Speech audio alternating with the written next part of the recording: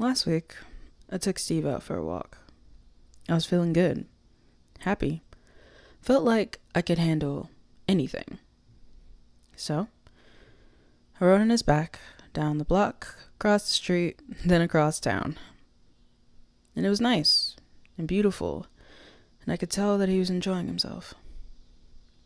As the sun set, we decided to head home. I got off his back so I could stretch my legs. Unfortunately, on our way back, our feet started to stick to the ground, and next thing we knew, we started to sink. It was dark at this point, so I pulled out my phone and shined its light on the ground. Turns out we were stuck in slime. Now, due to Steve's weight and size, he was sinking faster than me.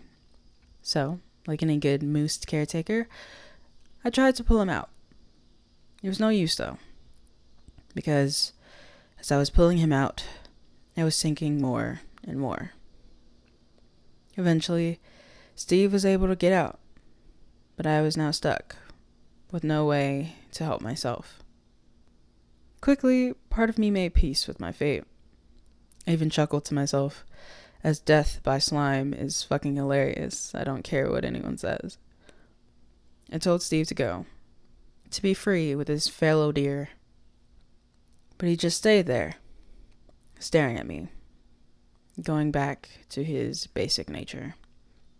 I also went back to my basic nature, refusing to look at him as he stared at me expectantly. For a while, we stayed like this. In fact, a whole day had gone by. Finally, I looked up. I'd heard a bird and wanted to see what it was. It was a bluebird. Its color reminded me of home. So I started to cry. And that is when Steve decided to grab me by my sleeve and pull me out.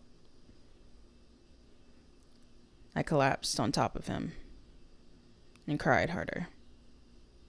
I cried because I got stuck.